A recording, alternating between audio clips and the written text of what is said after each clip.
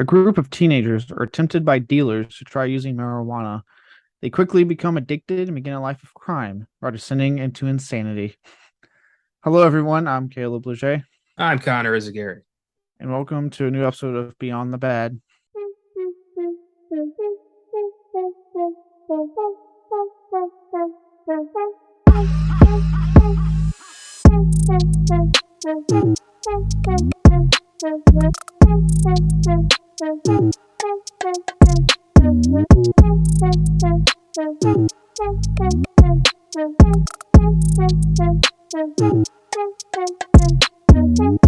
Today, we're talking about probably one of the most seminal, worst films, midnight movie successes of all time. 1936's, or whatever fucking date you want to put on this damn thing. Reefer Madness. One of the most notorious and well-known propaganda films known to humankind. I almost put the other term when I was typing this. I was like, oh no, it's humankind. I don't write a lot of papers, so I don't have to worry about it. Yeah. It has continued to be considered one of the worst films ever made, while, but enjoying a cult following amongst the stoner community and the heavy advocates of cannabis and stuff. Actually, it has found a strong cult following, not for the right reasons, but for reasons I'll explain in that community. So with that said, before we get more into it, I will shoot it over to Connor here for the scores. It's a pretty magical thing when a propaganda movie is so bad that it's embraced by the very people it's trying to insult and condemn. Reefer Madness is sitting at a 39% critic score on Rotten Tomatoes from only 28 reviews and a 37% audience score. There is no critics consensus because there's just not enough critics bothering to watch a propaganda film from 1936 or 1938. It's kind of weird. Yeah, and again, once we get to development hell, there's even more to why that explains it. It's going to be a very interesting development hell. You guys got to really pay attention to this one. Yeah. Just from the movie, it's like nobody here actually knows anything about marijuana. I mean, that's very clear. I love how they're just pulling shit like out of thin air. Like, yeah, it's worse than heroin. It's the worst ever. It'll kill your children. It'll rape your daughters. It's like, what? Slow the fuck down. Yeah. Or like everything you're saying it there, I've actually seen guys on like meth and PCP and bath salts. So you're not some dude on marijuana. Meth is like vitamin C compared to marijuana. It's absolutely insane. It's amazing that you can do that. You can just make baseless lies and throw them into a movie with a bunch of bland vanilla pudding white kids and just see what happens. Yeah, this movie's infuriating. I'll get into it. Kind of, I think it'll really tie into my question here in a minute, but why I kind of hate these types of films that we still in a way kind of see to this day haven't really gone away. But yeah, it's a film literally and I don't want to get too political. One, because I just don't want this to be a very political heavy podcast, and two, just because me being in the military. But this was at a time when, let's just be honest, the reason this was made was it was the Great Depression. Church groups needed something to blame. You take into account this is something that the government can't control, because if anyone's wondering about the drug problem, the war on drugs, it's bullshit. Half of the drugs are actually brought in and funded by the U.S. government, and then they do that. And then you just have to look up the history of things like how heroin became the drug it is, thanks to things like actual legalized medications that had traces of it in it to help with things like back pain. All a convenient way to just put minorities in prison. Yeah. So again, I don't want to get too down that rabbit hole, but I'm just saying. But yeah, to just turn around and put all this basically taking that mindset and saying we need to make a movie because we can't control this thing. We need something to blame because we're all pissed off because it's Great Depression. We decriminalized alcohol because that was a smart thing to do, or criminalize alcohol. Sorry, criminalized alcohol because that was a smart fucking thing to do. So here we go. We'll just blame this. We'll misspell it, or I guess that's just how they spelled marijuana back in the day. I was wondering about that. I was like, that doesn't look right. Yeah, it feels wrong. I'm like, that's not how you spell it. And we'll just come up with the most insane shit that now in 2022, after decades of research and seeing how people are with marijuana, and in states that have it legalized recreationally, and then a lot of states that do it medically now, none of it's true. None of this has been known to happen when people are on marijuana. Most stoners that I've known in my life get stoned, talk nonsense, and then just go to sleep. I saw a meme once about the true dangers of marijuana, and it was a guy going to microwave a burrito, and he opened the microwave, and there was already a burrito in there. Like that's as dangerous as it gets.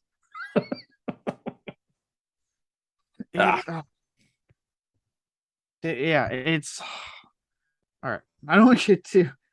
It's hard not to get political with a movie like this that is pure political propaganda. It's hard not to get there. It's going to be hard to just kind of walk around that. We're going to get into a little bit. I'm just going to do it by getting into the question. Then we can just go ahead and go down this route. This episode, it's going to happen. My question for this, and I thought long and hard about this question for the Stan movie. Do you think propaganda films such as this, I'm assuming something like Song of the South, things like this, films based poorly on propaganda or pushing an agenda, if you will, have any actual merit in cinema history, in the history of cinema? Oh, I went deep on this one. I went deep. That's a big question. I don't know. It felt right. So I guess it would really have to depend on the agenda, because I do think that films can be used to give kind of a voice to the voiceless sometimes. And I like that. I like when they're, you're pointing out actual hypocrisy or, spotlighting previously ignored history, but it has to be true. It has to be real. It has to be facts behind it. When you're just spouting bullshit to try to push your own agenda, you're an idiot, you're an asshole, and you should have no place in this. And that's what Reefer Madness is. Yeah. So that's what I'm about. There needs to be a valid reason behind the agenda. There needs to be someone who has been neglected, who is now benefiting from extra exposure. That's important to me when it comes to stuff like this. Mm-hmm. Okay, no, I can get behind that. I'm with the same in that. Yeah, it needs to have some. You need to have some kind of facts. It needs to be bringing something to light.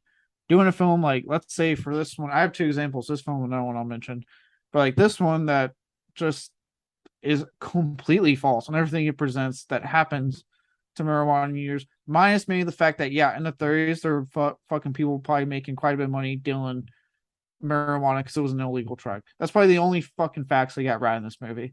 But it's really just being based off a church group of lies and hysteria to just put it on and say, like, this is why it's so bad. That bothers me. So I'm like, there's no basis in fact, there's no basis in reality in what you're presenting. Cut to a more recent time, hint, maybe a future episode, but something like 2019's Black Christmas. Was the heart probably in the right place to make a film that attacked toxic masculinity and said, hey, fuck you, man? Absolutely. Especially at the time they want to do it. But the way it was done, the way it was presented was, let's slap the Black Christmas title on this movie to get people into it, and then spend about an hour and a half yelling at all men. Just blanket across the statement, every single man's a scumbag. And that's when I went, okay, so now you're pissing me off because a lot of men are scumbag. Absolutely. I'm not denying that one bit. But so are women. I was like, humans, regardless of gender, are scumbags. I was like, so present a movie that actually shows that. It doesn't just do this all men suck, and then you slap a fucking very big time horror classic title on there, draw people in, and then turn around, make a PG-13, all this sort of stuff they did just to get people in. Because now, like I said, you're just pushing an agenda that that one's based not necessarily off of like lies and hysteria, but you're basing off your emotions, instead of putting some factual stuff in there and making a good point, making an actual scathing indictment on society. I haven't seen 2019's Black Christmas, but I've I feel like I have from how many times I've heard you just really rip it apart. um, I often wonder, would you hate that movie as much if they hadn't called it Black Christmas? I still would. Okay. You probably wouldn't have seen it, honestly. Probably not, but they slapped that title on there. They did. But you bring up an interesting point that it is, an emotionally driven agenda. And Reefer Madness feels like that too. It's, my kid was smoking dope. How do I get other people's, other parents to realize how much I hate this? And they make this movie hoping, parents will be like, oh my God, the children, think of the children. And yeah, this is ridiculous. There's no basis in fact for any of this. And if you're gonna, and it is propaganda, admittedly, and no one's fact checking propaganda. The whole point of propaganda is to get people on your side using emotions and bullshit. That's the whole point of propaganda. So, I mean, I don't really think there's anything we can do to really justify the use of propaganda in any possible way. Yeah, I'm not like I said, like I'm so very much believe that you should get your filmmaking out there, regardless of.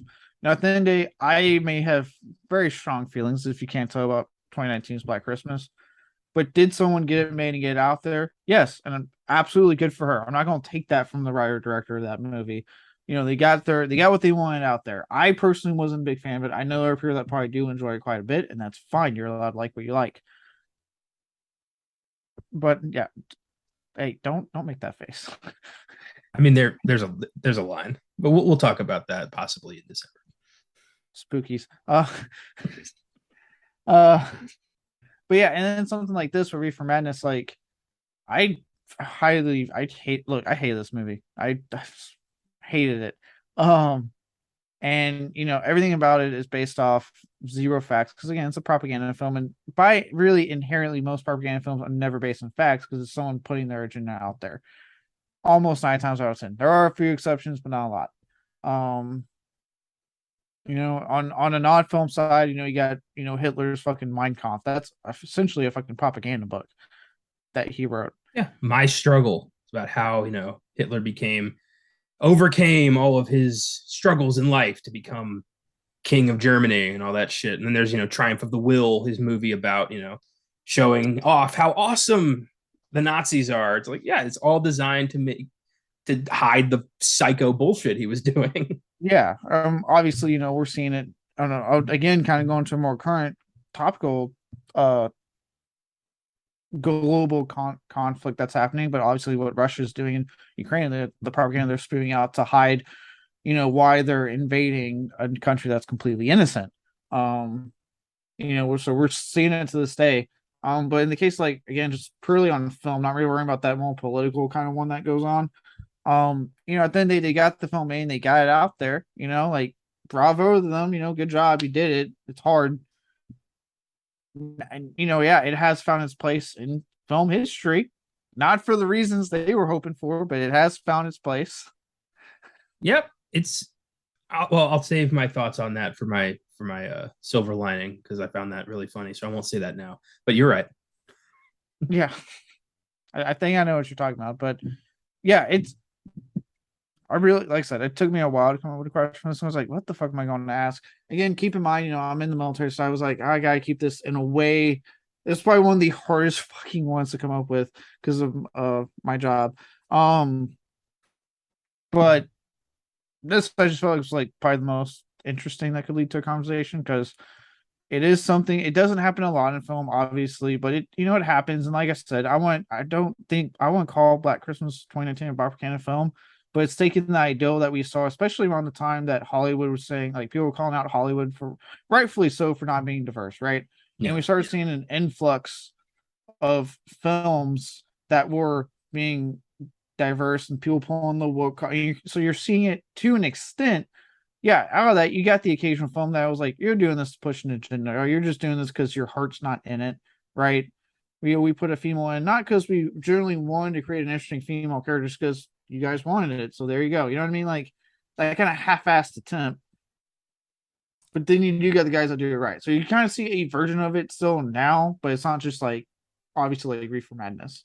Well, that's true, but I think that what Reefer Madness was doing and what those movies are doing is very different. I think if those movies Yeah. had made, if there was a movie called like Men, the not so silent killer, like then it'd be like clearly, all men are here to, kill you and rape you, shoot every man on sight. It could happen to you. Like then it's Reefer Madness with men.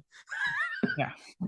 No, yeah, Like, I'm not. I know they're two different. Obviously, I'm yeah. just saying like that's the closest I say to what we see now because I don't think we really get like actual propaganda films anymore. You can't like you could never make something like this now because first off, no one's gonna fucking buy it. People are gonna, you can fact check everything now. You couldn't just go online and be like, does marijuana make you want to rape everybody? You couldn't Google shit in 1936. Like you had to go to your library and hope you could find a book on marijuana that wasn't banned in your state. So, people just had to take it with a grain of salt. And it's not like you could ask your parents, like, hey, what does marijuana do? They're going to be like, Johnny, don't you ever say that word again. So nobody had a chance. Yeah, yeah.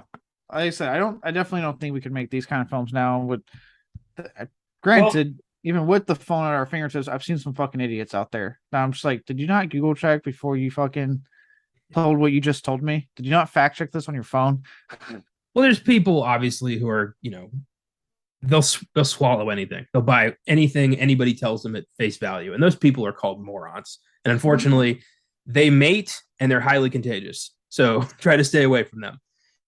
But in other countries, where social media is not either widely used or even legal, like take North Korea for example, it's all propaganda. All they are told about is how great the great leader is and how he can turn fucking dirt into gold and all that shit. And that's all they believe because that's all they've been fed. And if propaganda is all you ever see, it's the truth to you. And thankfully, we don't have that here, but there are some nations out there that this is all they got. Yeah, like I said, I mean, yeah, North Korea. Usually, countries under a dictatorship are big on it. North Korea, like I said, obviously, what's going on in Russia right now, as a lot of people know, Putin is trying to say that they're stopping neo Nazis. I believe is what he's telling people because they're only in Ukraine. Yeah. Over Only here, exists it's, in there. I'm stopping the Nazi threat in Ukraine. And over here is, don't you fucking touch me or I'm going to nuke the world. So, I mean, pick a lane, but Vlad, you're not Yeah. fooling anybody. So yeah, you're definitely seeing out, but I'd say instead of seeing like something like this, which is honestly it's just a harmless fucking film that obviously did nothing.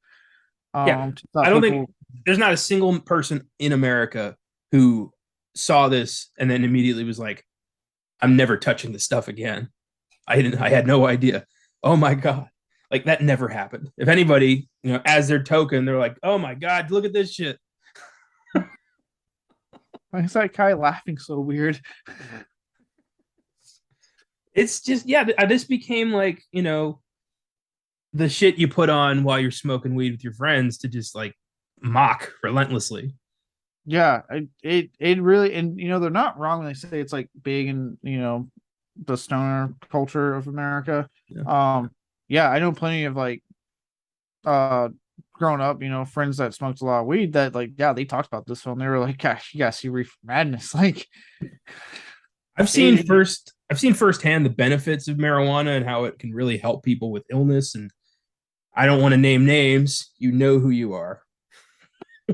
But yeah, so I've never had a problem with weed, and I look at movies like this, and I'm like, fuck the lumber industry and fuck the tobacco industry hard, because the reasons this movie exists, why there's a stigma on weed, why there has been ever since this shit came out, it's sick.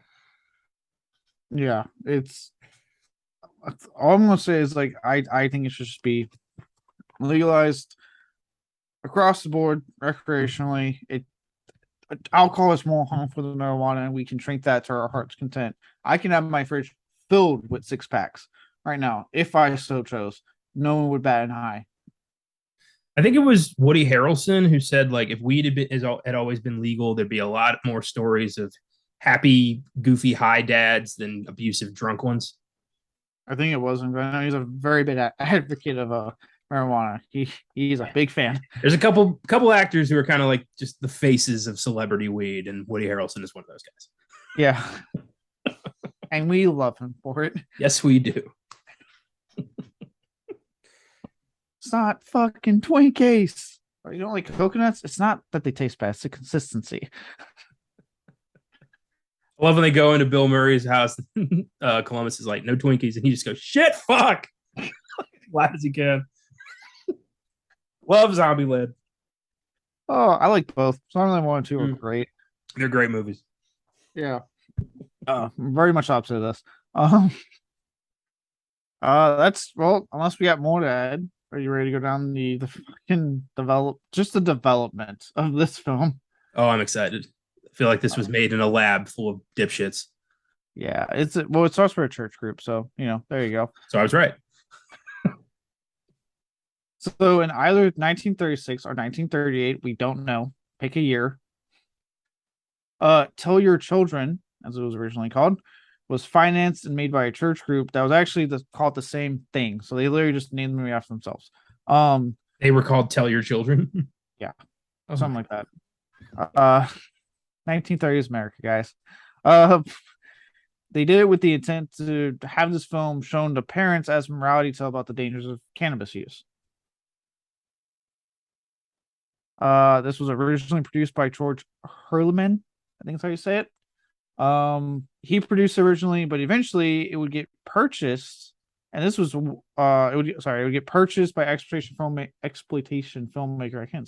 I have mush mouth like Dan Cummins right now. I just finished Scared to Death today, so that's probably why. Exploitation filmmaker Dwayne Esper, who added salacious shots into the film, even though by the time he got to him, it was already made, so it was like finished, and he just added some 1930s exploitation salacious shots. I don't remember any salacious shot. Is it all those people, like all those white people dancing with no rhythm? Were those the salacious shots? Probably the rape, was about to happen, the attempted rape. I feel like that was already there though, because that's such a big part of the story. Yeah, that's true too. I don't know. I just know it was the salacious shots. Most of my exploitation knowledge of films comes from the heydays in like the 60s and 70s where they were actually really going for it at that time. Yeah. They actually knew how to exploit people.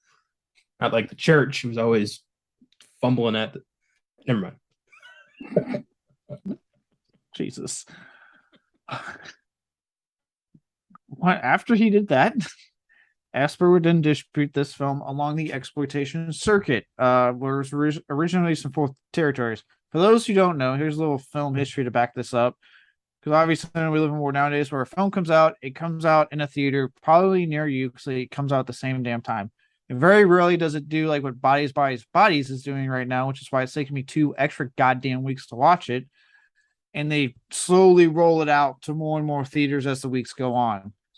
That's a rare occurrence nowadays. Back in the old days of Hollywood and America, you had one film room, one fucking canister, or however many, just the original copy of the film, and it would travel America and play in different cities for like a weekend, a week, something like that, and then go on to the next city, and then the next city, and then the next city, and that's how you had to see it when it was at your city, or you never saw this film ever. You imagine if that's how film still worked, like all that was out was Bullet Train and it was your weekend, and I'd be like, hey Caleb, you want to go see the movie? we got the movie this weekend. We got the movie. What movie? The one movie. The movie. You want to go? It's here might have weeks and then it goes to North Carolina. Yeah. They might have another film attached to it. They used to do that back to backs. I feel like the film industry would have died off 50 years ago. Yeah. It's insane. Like, I get it. Like, I understand, but that's just insane to me. Like, and that's how some films go. Like Night of the Living Dead was the second film attached to another film that was traveling the country. Was not meant to be the main film. They're just like, hey, let's throw this one on it. And everyone knows Night of the Living Dead. I can't tell you what the first fucking film is still that they showed with it. Well, also with Reefer Madness, I mean, like, you're going to the picture show and all they've got is this shitty movie about weed that doesn't make any sense. Like, damn it. I wanted to go to the pictures. Not this week, I guess. Or hopefully when the next thing comes out and however many years it takes. God. I mean, we got lucky when the Universal Monsters took off because man, they pumped those out. So at least then you kind of had like you could look forward to something. Yeah, it's true. Unless you lived in some, Bible Belt church town that only grabbed Reefer Madness. Because Dracula was the devil, and Frankenstein was the devil, and the Wolfman was the devil. Yes, and also in case that was the other thing I forgot to mention, these films would travel, so they'd be playing across the country for fucking years.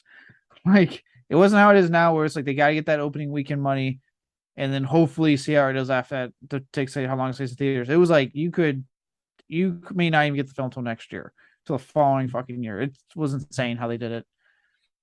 That's wild. I can't even picture that. The amount of options we have to watch movies these days it's overwhelming. It's too much, even. To think like if this was 1938, I'd be like, I could see the movie, or I could play with this stick, and I would actually have to think about that. Like, what am I going to do today? Stick's been calling my name. I've only got 8 cents. I gotta use this wisely. Movie costs $2. And that's not even concession stand prices. Yeah, I could get unpopped corn and I don't know, some milk or something. I don't know what they fucking had. Didn't they have soda? They did have soda. I think one of the characters mentioned getting soda in the movie. Yeah, the guy who doesn't drink soda, just root beer. Yeah, that bugged me so much. And he's like, "Oh, I'm sorry, not soda, root beer." I'm like, "It's fucking soda." That was all over the Letterboxd reviews. Half of it was, I'm glad I watched this when I was high, and half of it was, what the fuck's wrong with that guy? Soda, like root beer is soda. I picked up, I was like, root beer is soda. What's he talking about? It's like if you're that you were, it's almost like he's like that kid that used to get like, remember the candy cigarettes, like the 90s, early 2000s. Yeah, I used to love those things. It's like if you actually were sitting, it was like, no, give me the, you know what I mean? Like you just were like, no, not the cigarette, the candy cigarette. Like, okay, I don't drink beer. I'll just have a course. Like, what? I don't want a cigarette. Give me a Marlboro. Okay, It's crazy. You could do this with so many things, and this. Oh my god! Clearly, they didn't know what the fuck root beer was. no, I don't want to read that book. Hand me that novel. Yeah, they heard of it. They didn't know what it was, but they thought, "Oh, that sounds exotic. I'll put that in my movie." Right, because of, right, you know what I guarantee they thought, because it had beer in the title, they probably thought, oh, it has beer. Yeah, I bet that's exactly what happened. And this was fresh off Prohibition, being repealed, so you could go get a beer. I mean, you couldn't if you were, 16. So it doesn't make any sense. This whole movie doesn't make any sense. This next part is not going to make any sense. So this part I need everyone to really pay attention on. 4 territories. Every goddamn one had a different title. That's not a great way to sell your movie. Nope. And they all have fuzzy years. So here we go. First was the South, of course, with the original title of Tell Your Children in either 38 or 39. Who fucking knows? Surprising wasn't called like Talk to Y'all's Children or something like that. Y'all be smoking weed. Something. Oh, you're going to like this next title. The second one, which was west of Denver, Colorado, they're very specific about that. I'm assuming just West Coast, but west of Denver, Colorado is what it said. It was called Doped Youth. This was for sure 1940. Of course, it had to be Denver. Look at the evolution of that. Oh yeah, they were one of the first ones to legalize it recreationally. Like they were quick. I wish they called it something like the Doped Youth Bill or something, but no. But Doped Youth, that's so bad. Yeah, Doped Youth. Sorry, I gotta make sure I'm following my own shit.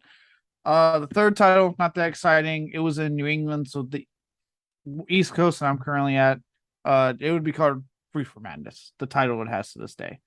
That was in, I kid you not, 1940 or 1947. Again, Who fucking knows?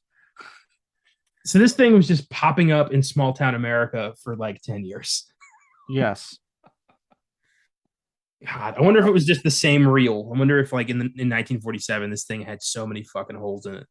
It had to, because honestly, even this, I found out that what I watched on, I watched it on Prime. I Mhm. picked Prime, and it was like the upscaled 4K edition, like the cleanest one they carried in. It still looked like shit.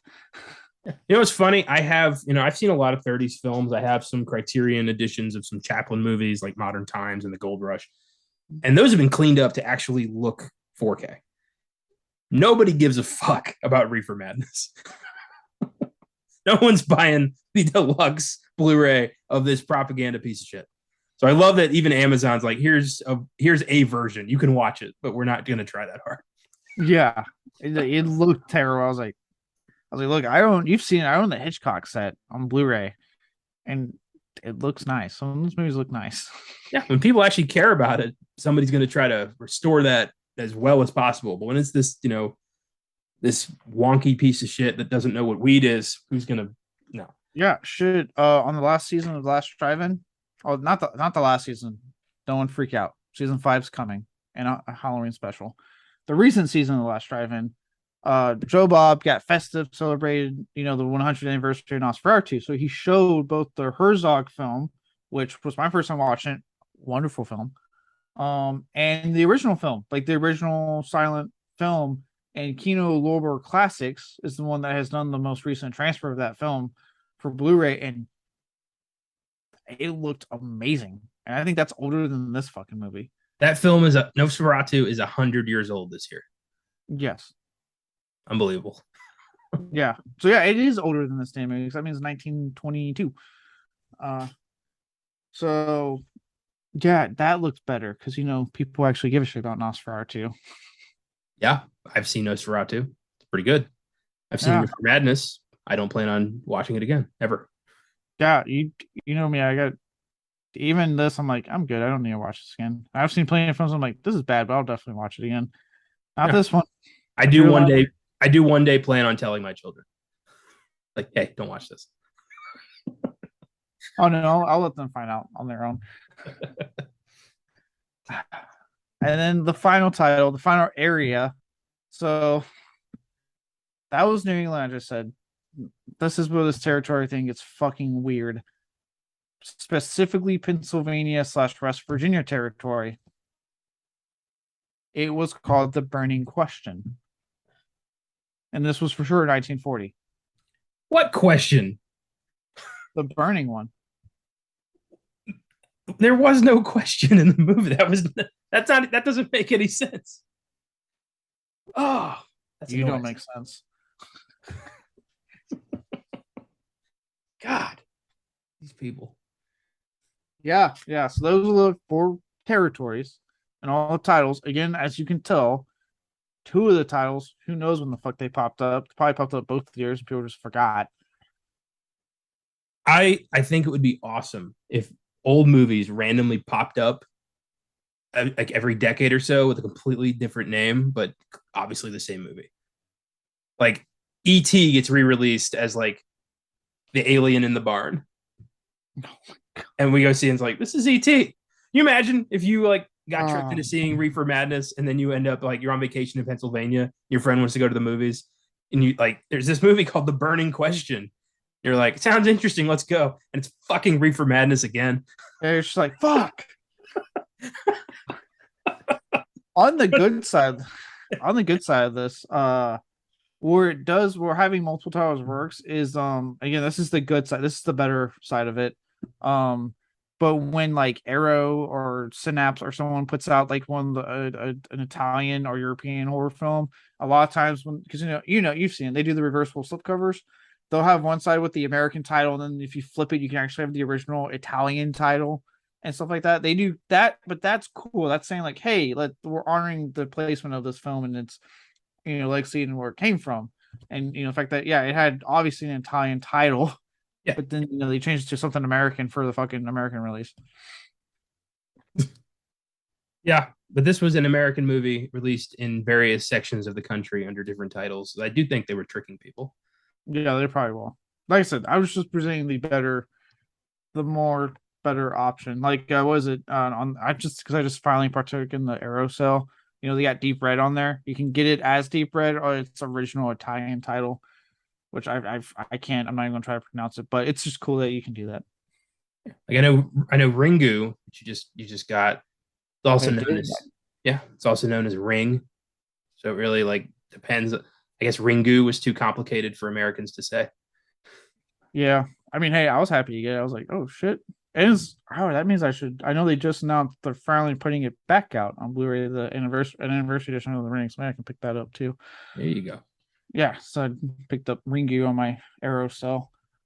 But yeah, that was a good side of it. This is kind of the shitty side where it's like I think they're just tricking people, or like it's just, especially like classic Hollywood works so differently when it came to tiling films, and it was a lawless wasteland back then. Yes, Either indeed. way, they would get screened essentially all over the country during the 1940s, right? Under these various titles, the film, I should say, the film, until a man by the name of Albert Diesel. Sorry if I'm fucking up that last name. Of Detroit. I don't know why that was important, but he's from Detroit. He bought all the rights in 1951 so he can use it in roadshow screenings throughout the 50s. So not only did this get shit ton of screenings in the 40s, it got shit ton of screenings in the 50s before it finally stopped. I feel like today, if we pulled together a couple thousand, I feel like we could buy the rights to Reefer Madness. Well, you're about to. I actually have a number for what it costs in 1972, but we'll get to that in a minute. All right. Um. So yeah. I mean, I'm not buying this film one bit. I was saying we could. Like, I have a We feeling probably it's not expensive. It wasn't. I'll get to that in a minute, but yeah, we could. But yeah, it's just interesting that someone's like, you know what? We need something for the 50s. I'll buy it. Back when, I love his ideas. Like, hey, look, it's the 50s now, so we got to do something. And I think Reefer Madness is the key to getting people to buy our cars. We want our cars to be associated not with smoking weed. And the best way to do that is to show this movie all the time. Yeah. And back when, Detroit was a thriving city. Ouch.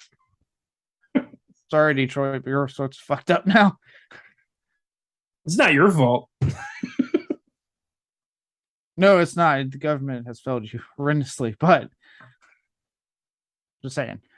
I've heard some stories about how it is like almost a different economy now over there than the rest of America. It's weird. Yeah. With that, during this time, a little backstory before we get into what I was alluding to with the price. So during this time, the concept of aftermarket film and film distribution had not yet been developed, especially films outside the studio system, and therefore they were considered forbidden fruit. So basically, what that is saying, I feel like that's just a lot of big words. The ideal of protecting your film, making sure you get the money for it, and if it ever did get to home video, obviously that's a big thing. Aftermarket film, when it hits home video and who gets the rights and all that stuff. None of that was established at the time because no one could take this shit home and watch. You had to go to the theater and see it. It was a different time. So, and again, especially films outside the studio system, because back then studios ruled everything. So if you were doing your little indie outside of it, good luck.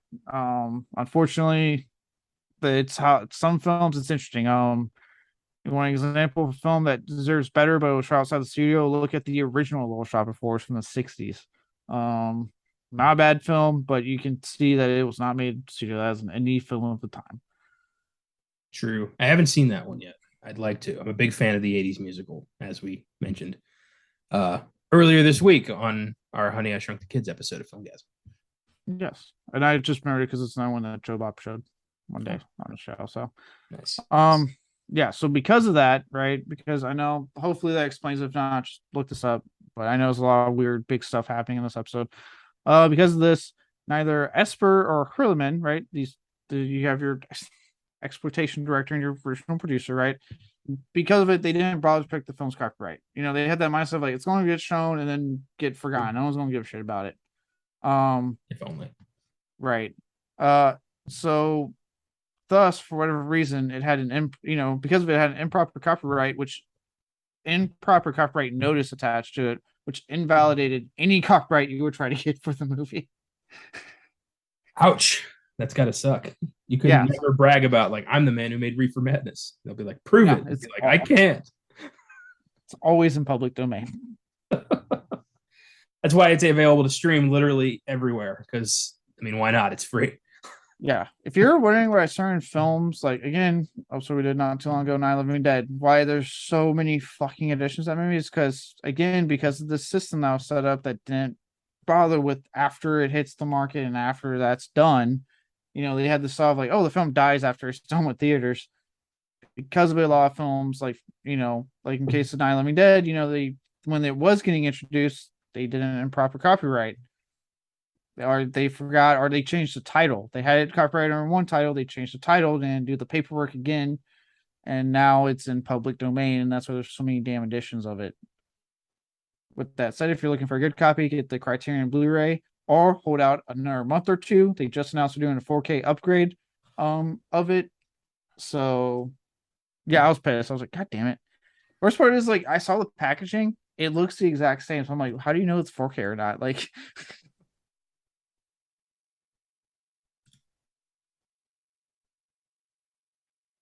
all right, now that we've established 9/11 Dead in 4K, for those who want to hold out a tad bit longer, back to the film. If you're wondering, me and Connor did not, and we got it, and then they announced this, which so we're both kind of disappointed. We already got the Blu-ray, so I'm not paying again for it. Maybe it is. I do really like 9/11 Dead, but we'll see. So now let's jump forward to 1972. So luckily no 60 screenings. Weird how suddenly when free love and rampant marijuana use are just the norm in most of the country, Reefer Madness didn't make much of a splash. No, but you go 1972, over 30 years later, since it got shown. Got shown for those who are like, 1930. Yeah, I get it. Since it got shown. The founder of NORML, normal, I guess is how they would say it. They just took out the A. Keith Shroop. He found a copy of the film in the Library of Congress archives and bought a print for $297. And now he just owned the movie, like Yes. the rights to the movie. Yep. So not even $300. Yeah. Wow, that's amazing. I think it's more impressive that you could just go to the Library of Congress and be like, I want to buy this. They're like, it's not the bookstore of Congress, sir. It's the library. How much? You just keep pressing. It's the clerk's last day. They don't fucking care. They're like, yeah, sure. How much? 300? Nah, 297. Sold. Fuck off. Just please get out of here. I got 2 hours left. Fuck off. Oh, there's a reason he wanted to buy it for $297, not just pay the full $300. He was doing a fundraising campaign. Normal. I'm just going to refer to them as that, so I didn't probably click on the hyperlink and see what it was about. There's a lot happening in the past few days of my personal life. Normal showed Reefer Madness on college campuses throughout California, and they would ask for just a simple $1 donation for admission. That was it, just $1, which I know probably in 1972 was actually probably asking for a lot. And they did end up raising $16,000 towards support for the California Marijuana Initiative, which was a political group that was seeking legalization of marijuana in the 1972 fall elections. For those who haven't noticed history, did not work, but good try. Hippies. But I appreciate what they were trying there. I appreciate the effort, but this is Nixon's America. You ain't gonna win. No. Now let's enter a certain person in the horror genre. I know, plot twist. I kept it myself.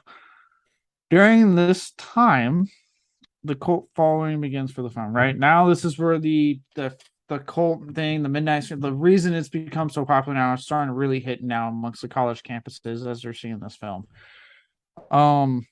New Line CEO Robert Shea got wind of this underground hit and went to see it himself. He was very quick, being CEO of a movie company, to notice that it had an improper copyright notice, therefore made it public domain. So he saw a copy for New Line's college circuit, so he could make some fucking money off it. The original copyright, or like the original copywriter who fucked that up, must have just been rolling, being like, God damn it, people finally care, and I can't make a dime. This guy with a no-name studio, because again, 1972, so this is well before Freddy, just like making all this money off it. That's so crazy. And it worked for him. He got a copy from a collector, of all people. Yeah, it's amazing how many people just like got this film from like the most random places. Library of Congress, some guy collecting old movies, or I hope it's very specific. He only collects propaganda films about weed.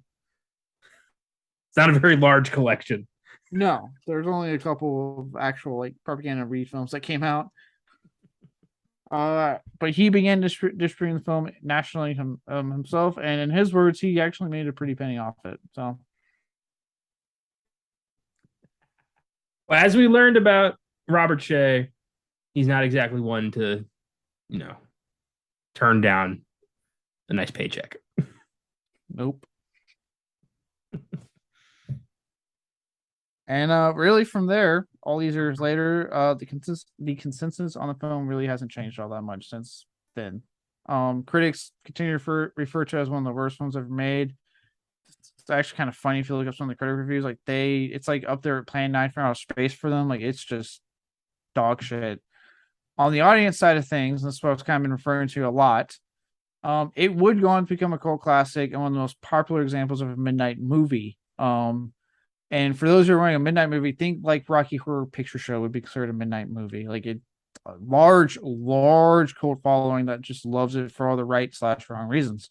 In this case, many fans that defend this film, or like they enjoy it, I should say, I won't say defend, but they enjoy it, do refer essentially to the unintentional campy production values, which is the same thing that made it hit in the 70s, right? That's making it a hit to this day as to why they enjoy it so much. So basically, that's why I said for all the wrong reasons for the film, basically they look at this, go like, this is so amazingly bad.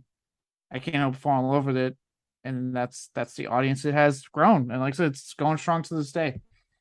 I imagine watching it stoned is pretty special. It's like just, it could happen to you. You're just like, it already has, man. Woo. Just, I don't know. I feel like you need like to get high with a buddy and just mock this movie. That's got to be fun. I felt like it's the only way. But yeah, that is the history of the release of this film. Like I said, the 30s really in general, a lot of 30s like early films did not have the worst production histories known to man. So and this was a propaganda film, so I doubt they had any issues. Got made fairly easy enough. As you saw, very interesting release. I wouldn't say it was rocky, it was just of its time and different. And yeah, now we're on a different side of it where it definitely has made its fans. Again, they enjoy it very much for the wrong reasons, but hey, you know what? They have fun watching. That's all that matters. Yeah, in like 2005, they remade it as a parody musical, Reefer Madness, the movie musical, which I would like to watch. I imagine it's quite funny. There's a lot of like big talent involved with that too. I was looking at the cast, it's like Jesus Christ. Yeah, a lot of people, this influenced a lot of people. I'm sure a lot of 40s and 50s moms were like, you sit down and watch this and think about what you've done. Like this felt like the original Time Out. You think smoking drugs is cool? Is that what you think? You want to be one of the cool kids? Just say no, son. Just say no.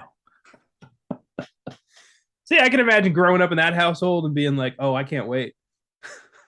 Dude, if I ever have children, I'm gonna do shit like quote Mad Max. But like, look, if someone offers you a truck, just walk away. Just walk away. And if I are you calling Mad Max? Not at all. Not one bit. I'm gonna just show them Breaking Bad and Requiem for a Dream and just let nature take its course. That's what people need to working for a dream. Holy shit. Yeah. People back in the 30s thought they were making a Requiem for a Dream level movie about weed. They weren't. No. Quick side note. Speaking of Breaking Bad, Vince Gilligan, did you hear about his new thing he's pitching? I did not. It's supposed to be like in line with like the X-Files and Twilight Zone and stuff. Uh, that's where Vince Gilligan got his start. That's why it's picking up steam when it got reported. People were like, "Holy shit, he got a start on X-Files. What the fuck?" Oh, that would be amazing. I would love to see him go back to that world or a similar style. Yeah, no, I'd be down. I don't know if you heard about that. I thought I'd quickly share that real quick. But that's actually all I got on Reefer Madness development / release history. Unless you got anything more to add, or I'm ready to move on to awards. Yeah, let's do this. Do it. The Zack Snyder. I actually got nothing this week. Mainly because the last thing I read was Ezra Miller issued a shitty fucking apology. Mostly so the Flash can still come out. So yeah, I did fuck Zack Snyder. The worst scene. What do you got? This was hard because there's not really any specific moments that even really call out.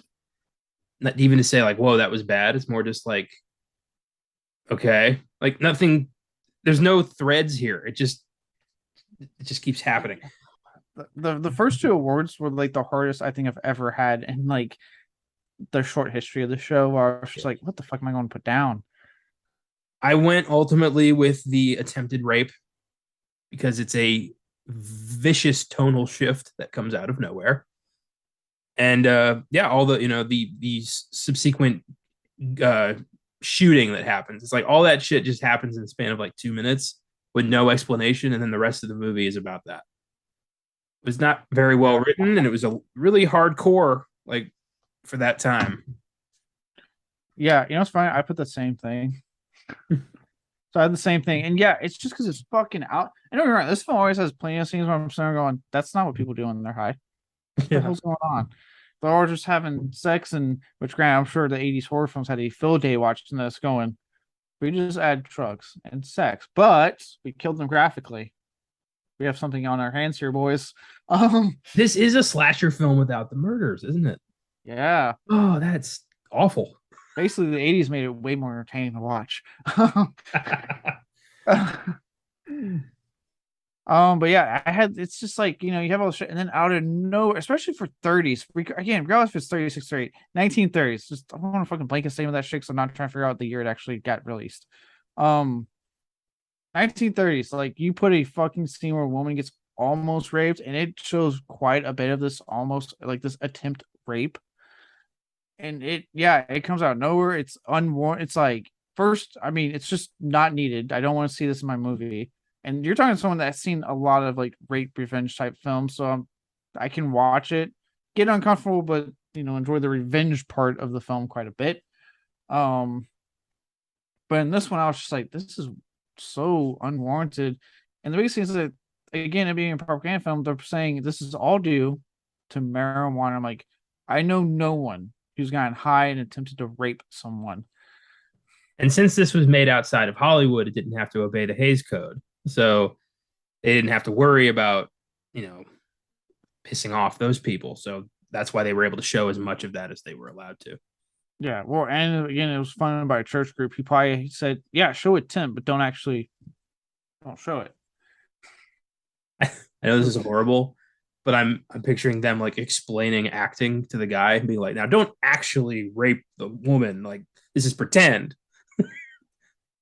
He's like, wrong gotcha. That like a priest came out. I was like, okay, look, I know a thing or two. Oh my god. Let me tell. Who's that? This is my rape coach, Father Flynn. Like, what? Oh my god. That like I thought of that joke and in my head. If anyone wants to, I was raised Catholic, so like, come on, I've heard, I'm aware of the jokes. I'm aware of its history. I was not raised Catholic, so I am even more aware. Yeah, I'm not Catholic. I'm not religious. I'm just saying, I grew up in a religious household. I'm not religious. But then she gets shot in like the shoulder area of the back and is immediately dead with no blood, which is weird. Well, I mean, that is still essentially 1930s filmmaking. Like, Also, the guy runs in with a gun and tries to hit the kid with it. It's like you have a gun. yeah, if you're going to hit him, why'd you pull out the gun? Yeah, that whole bit was crazy and out of nowhere and pointless. So, Yeah. It looks like they didn't need to go that far. One bit. This was probably the salacious shit they were talking about. Maybe I don't know. Again, I don't know. I got nothing. But for the next one, again, like I said, it's gonna be our hard one. Like the Ed Wood, right? The worst line, because like I'm not saying the dialogue is great, but none of it stood out. I was like, oh, that's awful. Mostly because I was sitting going, oh, really? Okay, that's what we're gonna say next. Like the whole time. I kept waiting for a moment where like some creepy dude was going to come out of a corner and be like, "Hey kids, like you want some marijuana?" Huh? And then like hold it out like that. Yeah. Like I kept expecting for that, and then we never actually got that moment, so I was kind of bummed. I was like, I want to make fun of that, and I don't get to. I don't look, Mandela effect. Just act like it happened. Ultimately, I went with a bit of dialogue from the beginning of the film where this doctor, quote unquote, is describing the horrific effects of marijuana, and the more he kept talking, the more I kept laughing. I'm like, you're not a doctor. And he starts talking about the opium trade and the morphine trade and like all these drugs. And then he says, and more vicious, even more deadly than these soul destroying drugs is the menace of marijuana. I'm like, whoa, dial that back, buddy. Yeah, no way in hell in any situation is a heroin addiction somehow way more manageable than smoking some weed with your buddies.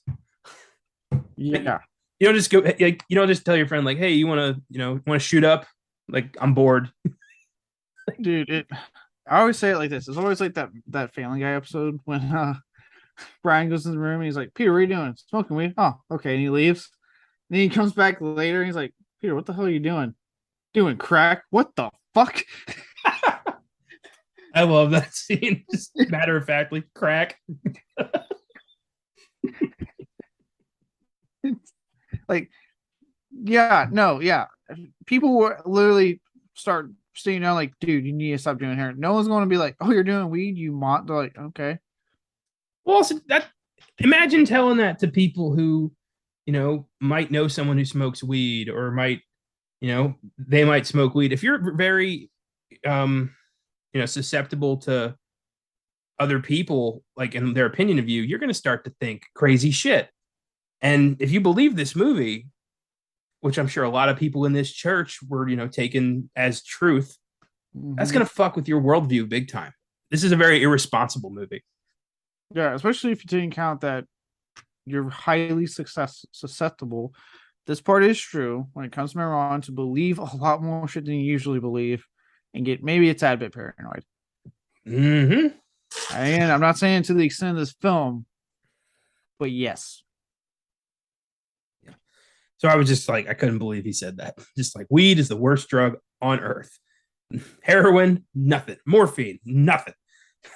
You can look, man, you want to sit there and shoot some heroin, smoke some crack, take some PCP after, go ahead. You're fine. You're a champ. Don't you dare fucking touch marijuana. We've all injected heroin in our nutsack once or twice.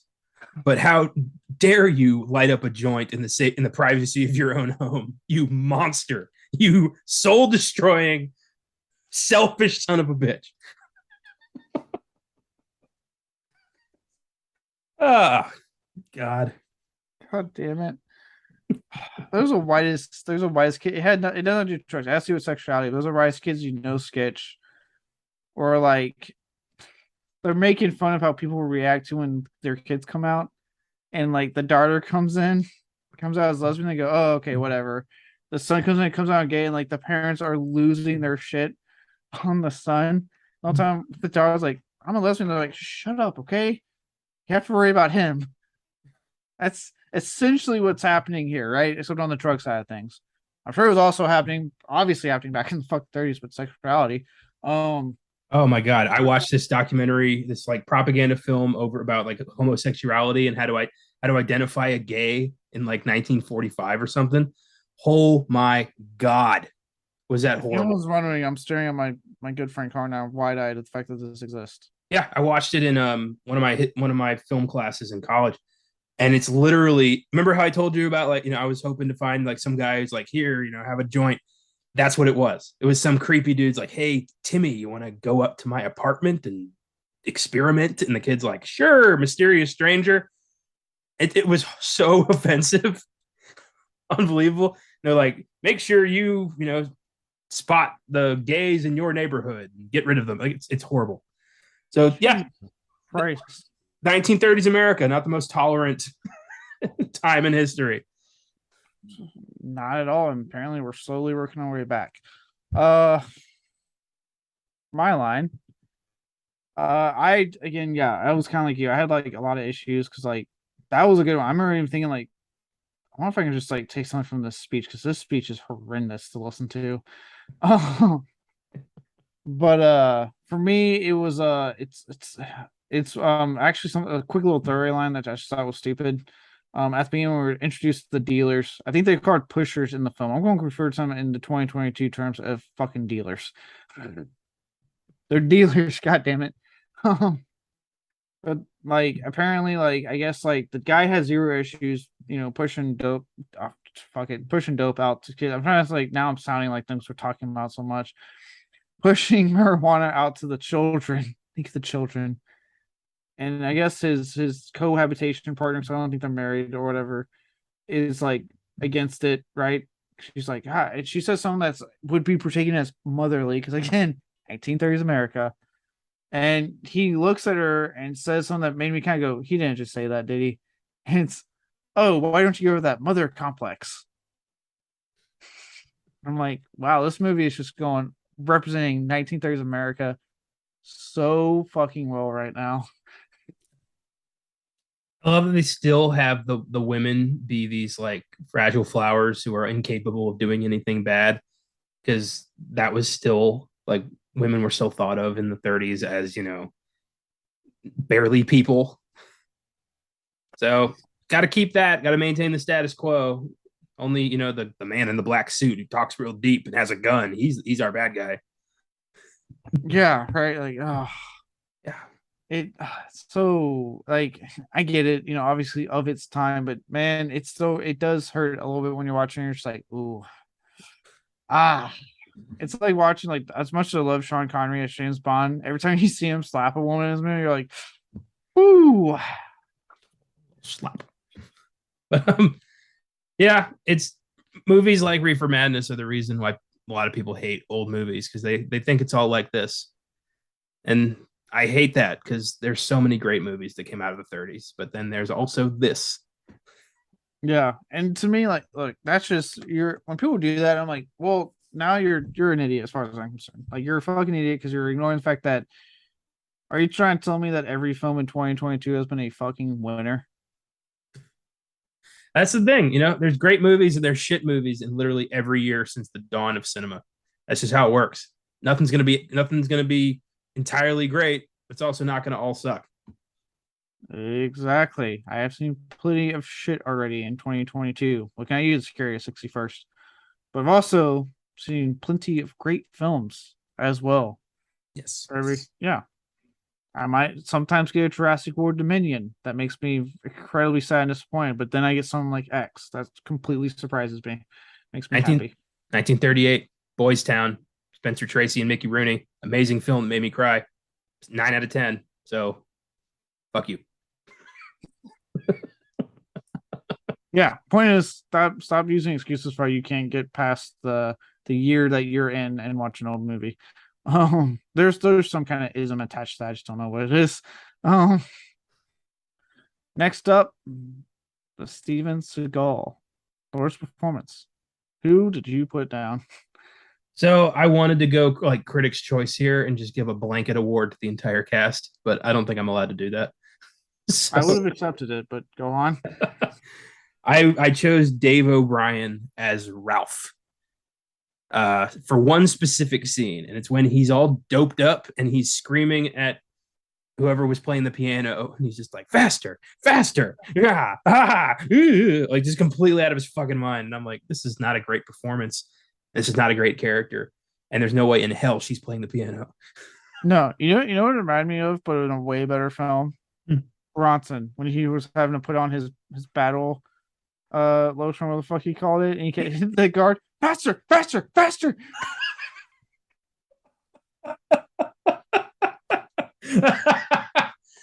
Good shout, good shout. Yeah, that's awesome. I love that. Right, so that scene was better, and Tom Hardy was way better selling that, and bared it all for us to see. Yeah, That no one asked for, but we saw it. got to see Tom's softy, I believe we called it. It was a softie because it's not a porno. You're not allowed to see full mast in regular movies, thankfully.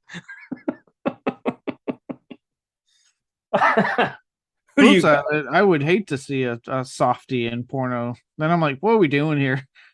We all know what I put this video on for. Come on. I just pictured you wandering onto the set being like, why is nobody working at their best here? We're all here for one reason. I thought we knew that.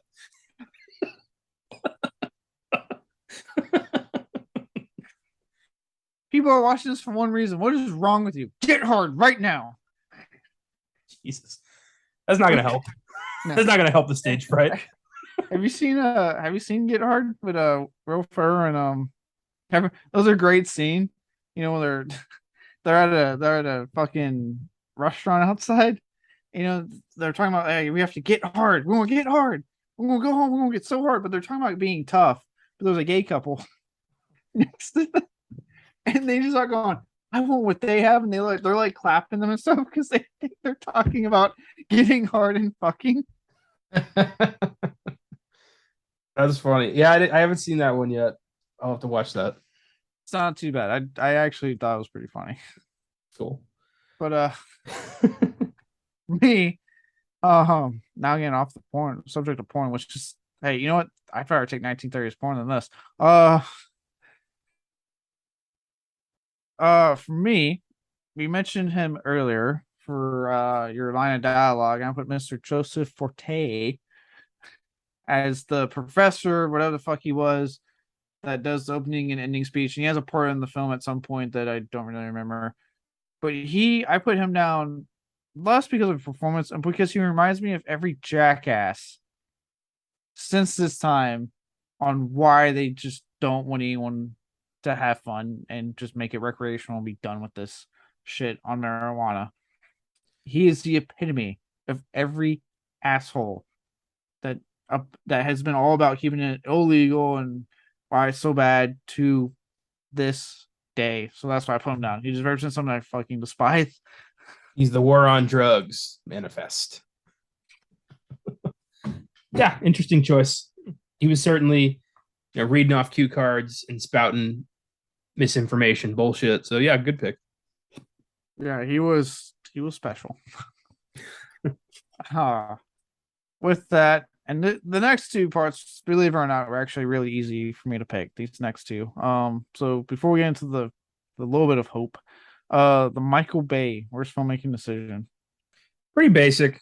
Just willfully spreading information about or misinformation about marijuana, just blatantly lying, knowing you're lying, and causing an entire generation to be afraid of a green plant that makes you feel better.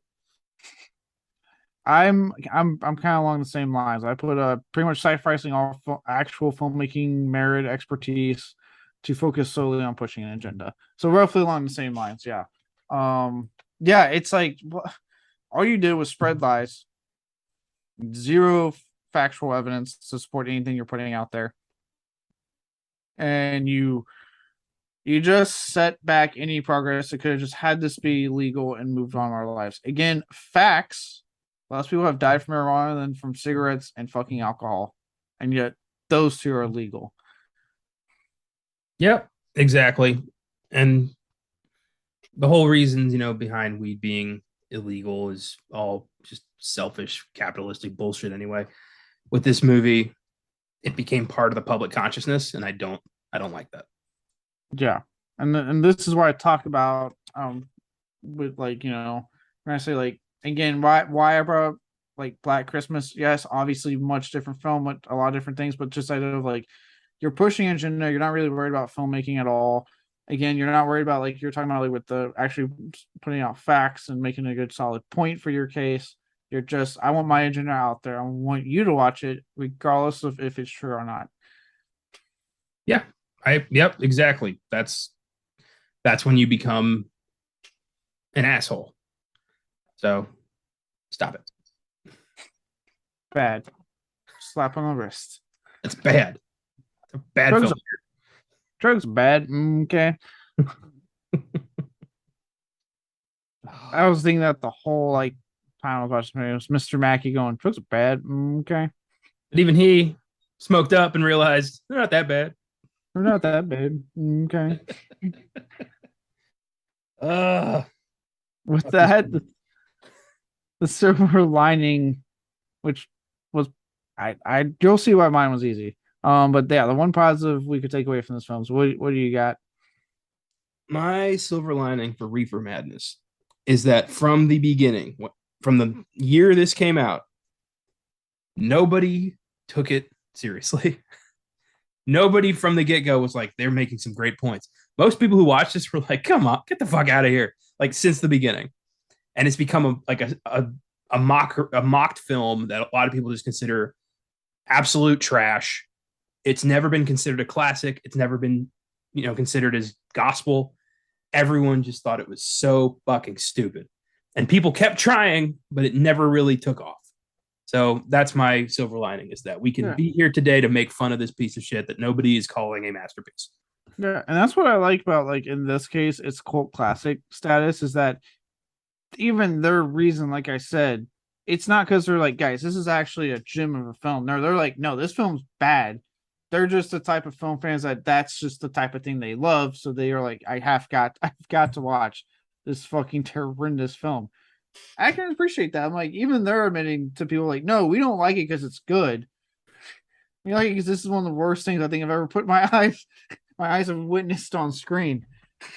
Yeah, and there's something magical about that. There's something magical about a movie that's, like what, over 80 years old or under. I don't know. I don't math, but nearly 100 years old. And everyone collectively since the beginning has been like, are you kidding me?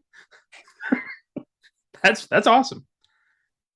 Yeah, you don't see that often. Especially like so cult classics. Usually cult classic means you're defending that you actually enjoy the film for it. And this one they're like, no, we like it, but not because it's a good movie. Nope, not at all.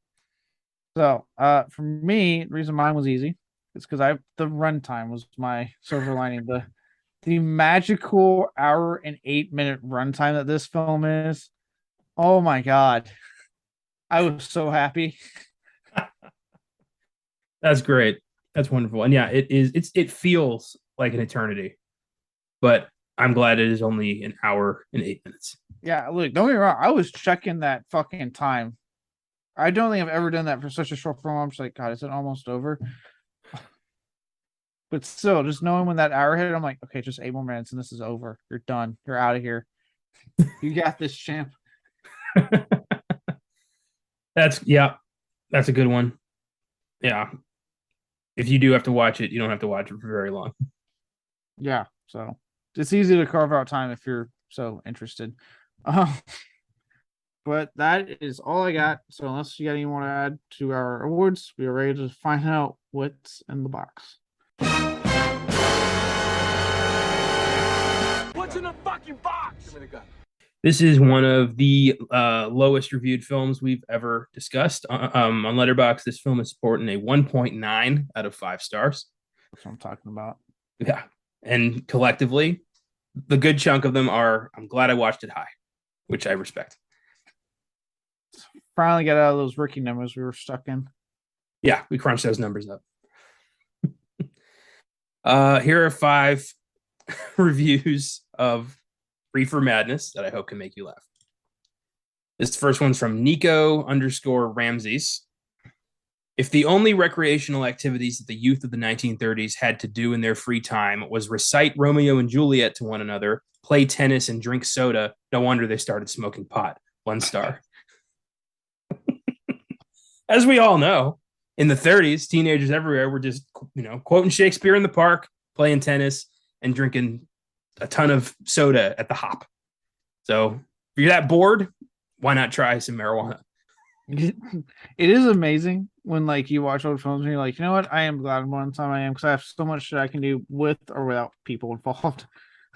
There was a movie I watched from 1971, I believe, called The Last Picture Show, which was about kids in the 40s and 50s, and they were teenagers, and they were all just fucking each other.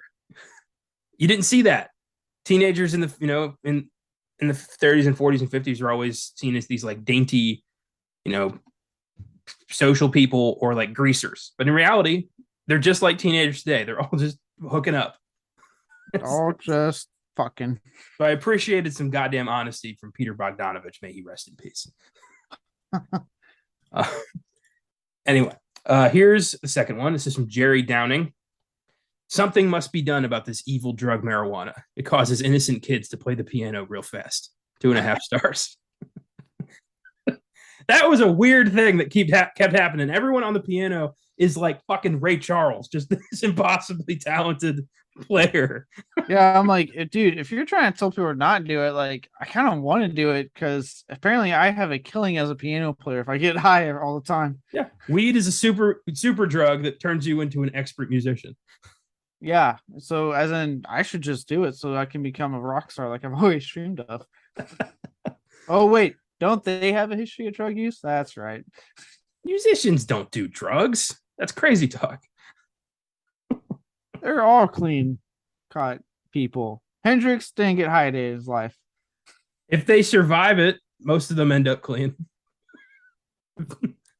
They don't start out clean, but usually towards the end, yeah. They gotta make it out alive first, though. It's fucked up, but it's true. Unfortunately, it is very true. This next one's from Sam Brazil. I've smoked 3 marijuanas and murdered 5 men in fedoras. 2 stars. 3 marijuanas. I love that. Can I get 3 marijuanas, please? That's awesome. 3 marijuana for 5 minute fedoras. I like that one. It's because it took me a bit. I like the ones I'm like, oh. I love, just real quick, I love that Ralph at the end where he's like, get me some reefers. Like, buddy. I wonder if that's what people thought when the weed dispensaries were starting to pop up in more recent years, when states that legalized it. They're like, you just go in there, you're like, give me the marijuana. Can I get 1 weed, please? I just want weed. And then they fucking blow your mind from what I've heard with okay, what kind do you want? You're like, oh, what? One of my favorite lines from Back to the Future is when Biff's goons throw Marty in the trunk of the car of the band, and the band comes out and is like, what the hell are you doing? And they drop a slur, and he's like, then the band gets back up, and they come out of the car with this big billow of weed smoke, and the goons are like, well, hey guys, I don't want to mess with no reefer addicts. As a kid, I didn't know what that meant. When I grew up, I was like, that's a fucking brilliant line. Oh, that's awesome.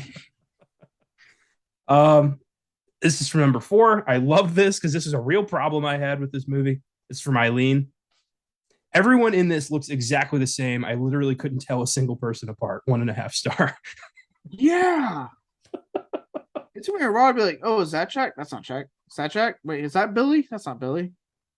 I'll never forget when American Horror Story Hotel, that season of American Horror Story came out, someone put up all the male cast, and they're like, "Does anyone notice they all look the same?" Like, and they did. I was like, "Holy shit, this film's worse." At least watching like Hotel, like the actors did their job because these were all paid professional actors. That I could tell who was who, and I was able to follow shit in that season of Hotel, even though that was a funny thing someone pointed out. But in this one, I had so many moments of like, "Is this Billy? Oh, is that Jimmy? Is that May? I don't know. Who am I watching?" It was annoying. Like without the subtitles giving me like, the name of whoever was talking, I wouldn't have fucking known. It reminded me of that meme. It was a season of The Bachelor was rolling around, and they were like showing the potential candidates to who was going to be the Bachelor, and they all looked like the same brown-haired, chiseled dude. And somebody gave them fake names, and it was Braden, Jaden, Graydon, and O'Kaden. And that's basically who was in this movie. It was every corn-fed Iowa, 17-year-old future president. It's almost like they're showing you that you can make yourself look like every other person to be famous. You just try hard enough. Yeah, if you just erase everything special about who you are, you'll make it in life. Oh, so weird. And this last one from Kentucky Fried Geigen. Love the name. Soda. I don't drink that stuff. I'll take a root beer. Oh, yeah. And some weed. 4 stars. I don't agree with the 4 stars, but I like the cut of your jib. Yeah. Oh, God, that's great. Let's say if I went, I don't want soda. Give me Dr. Pepper. Jesus. We're not monsters here. It's still bothering me. It's like, whoever wrote that, how did you not know? Whoever read your script, nobody said anything about that. God. Yeah, it was, oh God. And look, I'm sure you've heard it before living in Texas. Growing up in Texas, a lot of people get really annoyed with how we refer to our sodas there. For those who don't know, in Texas, all soda is referred to as Coke. So if you go to a restaurant and you tell them you want Coke, and they go, "What kind?" Try not to look like a deer in headlights. Just tell them which fucking brand of soda you want. Pepsi, Sprite, actual Coke, Dr. Pepper, whatever. But for a long time, because it's normal for me, I used to then be like, "Well, I don't get why it's such a big deal. Like, why are you guys freaking out about it? It's just how we say it. Just like you guys say pop or whatever, right?" But then I watched this man and went, "Okay, now I get it. Yep, it's oh my God, it's fucking soda. Call it fucking soda." That I don't want to step on tradition, but that Coke thing is the dumbest shit I've ever heard of. Just Coca-Cola is one product. If you tell somebody at a restaurant, I would like a Coke, and they're like, "What kind?" You better either follow that question with cherry, diet, or vanilla. Otherwise, why? That's so stupid. And see, again, just me being, this is a text part me. Keep this in mind. It doesn't bug me. I'm just quick to be like, "Oh, I'm Dr. Pepper." I have never once encountered that. Whenever I'm at a restaurant and I say, like, "I'll have a Coke," no one's ever said, "And?" Like, what kind? That's never happened to me once. It won't luckily happen in like the bigger cities of Texas, like especially if you go to a chain restaurant. So if you're going to Applebee's, no, it's not going to fucking happen at Applebee's or Chili's or something like that. You go to like a small town mom and pop store, it could happen. Well, if it does happen, I will make a scene. That's insane to me, man. That's why, like, growing up, I always just said Dr. Pepper. I never said Coke. One, because I fucking despise Coke with a passion. Well, also, it is weird to say, "I'll have a soda," and then what kind? Like, just say what soda you want. Yeah, just tell them what you want. Yeah, that might be why I've never had it happen to me, because I'll be like, "I'll just take a Sprite," and they'll be like, "Oh, that's the kind of Coke he wanted." Yeah. You avoid the question by just telling them what you want. So really, just don't look. Unless obviously you're wanting Coke, and I understand it's a soda, you might have to have that awkward moment in your life. Be like, "No, I meant actual Coca-Cola." This is absolutely insane, and I don't like it. I thought you knew that, at least. I did. I thought that I did know about that, but I thought that died off in like the 60s. I didn't know that still happened. No, it's still very much like Texas is the only state that's was still referred to also as coke. Of course it is. Oh, backwoods ass. Anyway, that is what's in the box. A lot of weed is in the box. And people are still smoking it because this movie was a failure. Yep, we're still every year hearing about, them trying to pass a federal law just to legalize it. Yeah. Across the board to this now. It's like how times have changed. Instead of them trying to work so hard to keep it, now it's like every year I hear, okay, they're trying it again this time. Let's see if they can get it passed. And well, if you're gonna watch this movie, light up a joint, have a root beer, or if you don't have root beer, get a soda. Or get a Coke. But make sure you know what Coke you want. Oh, this was. Do you think this is the worst movie we've covered thus far? Has that? It's up there. Freddy Got Fingered. At least stuff was happening in Freddy Got Fingered. This is true. Tom Green. Well, I don't think he's funny. He was trying. You could tell the man in his head was like, "This is the movie I want to make." Well, and there's no way Freddy Got Fingered ever would have come about had it not been for marijuana. In fact, I'd argue most of the movies we're going to cover on this show would never have come about had it not been for marijuana. It's true. Yeah. Oh, God.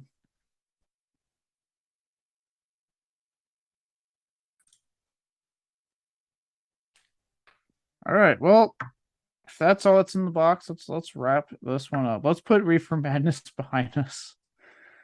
But before I reveal what's on next week's episode, social media funness. You can follow us on Facebook, Twitter, and Instagram under FILMGAZM Productions. If you want to shoot us a recommendation, feel free to email us at filmgasm@gmail.com. If you'd like to donate and support us in that way, you can find us on Anchor. And finally, you can feel free to get on our site, filmgasm.com, for reviews, trailers, articles, and all of our episodes. Next week, we'll be talking about the John Wick clone Netflix exclusive. I'm going to say Polar. No, I'm sure it's Polar, but it's just Polar. Polar. Yeah. I'm all mush mouth today. Polar. Yeah, the film that definitely looks like it was just aping John Wick's success. Yeah. Despite a great cast, it's a shit movie. I've actually seen this one, and I'm a little miffed that I got to watch it again. I'm a little mad. Gosh darn it. Really burns my purchase. Luckily, on Filmgasm, though, we'll be looking at one of the greatest home invasion horror films of all time, The Strangers. Nice. Yeah, I can't wait. And on Oscar Sunday, they will be looking at 1978's Coming Home. Yeah. I have no idea what it's about, so that's why I don't have anything catchy leading into that. About soldiers returning from Vietnam and dealing with the pressures that they now have to face at home. Heavy film, I see. Heavy stuff. Well, on that note of heaviness, until then, you better think twice before you decide to dope up. Could lead to a life of crime, rape, murder, and suicide, and it could happen to you. See you next week on Beyond the Bad.